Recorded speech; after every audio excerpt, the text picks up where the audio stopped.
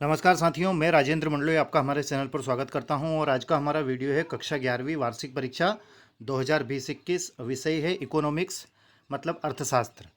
इस पेपर को हम दो वीडियो में मीन्स दो पार्ट में कंप्लीट करेंगे। फर्स्ट पार्ट में आपके ऑब्जेक्टिव टाइप क्वेश्चन रहेंगे और सेकंड पार्ट में आपके क्वेश्चंस के आंसर मैं आप तक प्रोवाइड करूँगा। हमारे चैनल के माध्यम से आपके सभी विषय के सॉल्यूशन मैंने डाल दिए हैं, प्लेलिस्ट में जाकर आप उनको देख सकते हैं और इस वीडियो के डिस्क्रिप्शन में भी उनकी मैं लिंक दे दूंगा, तो वहाँ से आप उन वीडियोस को देख सकते हैं। ठीक है दोस्तों, चैनल पर नए हैं तो चैनल को सबसे पहले आप सब्सक्राइब करें और अपने दोस्तों के साथ, अपने क्लासमेट्स के साथ इन वीडियोस को शेयर करें। ठीक है, चलिए शुरुआत करते हैं। तो पहला क्वेश्चन है सांख्यिकी का कार्य है।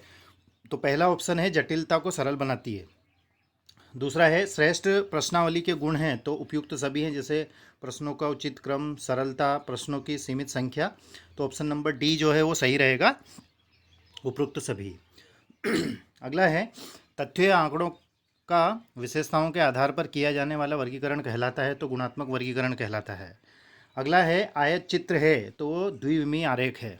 अगला है प्राकृतिक पर्यावरण का अंग है। तो उपयुक्त सभी, जैसे मिट्टी, हवा, पानी। नेक्स्ट क्वेश्चन है, इसमें रिक्त स्थानों की पूर्ति करना है। जैसे पहला है केंद्रीय प्रवृत्ति की सर्वश्रेष्ठ माप। तो समांतर माध्य है। समंक माला में सर्वाधिक बार आने वाले मूल्य को कहते हैं बहुलक।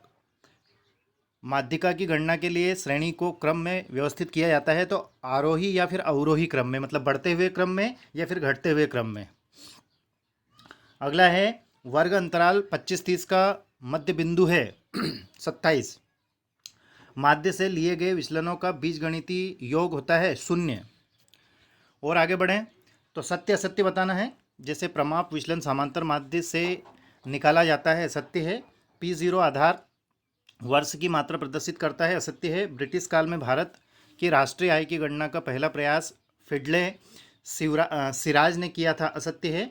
देश में नई आर्थिक नीति वर्ष 1994 से लागू की गई, असत्य है। एलपीजी नीति को यू टर्न नीति का नाम दिया गया है, असत्य है।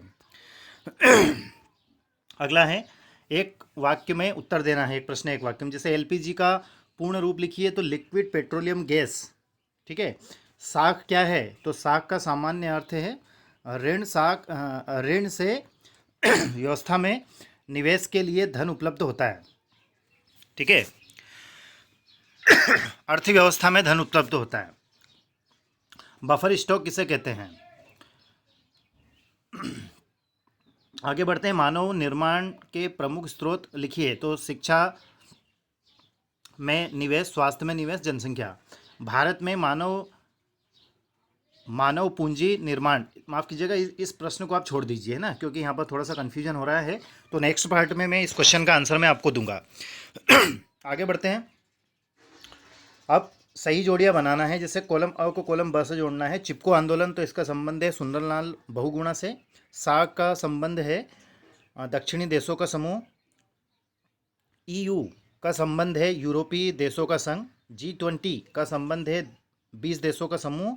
और एशियन, इसका संबंध है दक्षिण पूर्वी एशिया के देशों का समूह। ठीक है, बाकी के जो प्रश्न आपके हैं, इन प्रश्नों के उत्तर मैं आपको नेक्स्ट पार्ट में दूंगा। और पिछले वीडियोस जिनके सॉल्यूशन आपके पेपर के सॉल्यूशन में डाल चुका हूं, तो उनको मैंने प्लेलिस्ट में डाल दिया है और उन वीडियोस की लिंक मैं डिस्क्रिप्शन में भी दे दूंगा।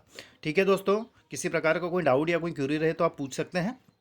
और यदि कोई सा पेपर ऐसा है जिसका सॉल्यूशन आपको नहीं मिला है, तो आप कमेंट्स करके बता सकते हैं, पर्सनली कांटेक्ट भी कर सकते हैं, तो उसका सॉल्यूशन मैं आप तक पहुंचाने का प्रयास करूंगा। ठीक है दोस्तों, चैनल पर नए हैं तो चैनल को सब्सक्राइब करना ना भूलें और अपने दोस्तों, अपने मित्रों, क्लासमेट्स के साथ इन वीडियोज़ को शेयर करें। Thank you very much for watching and please take care of your self.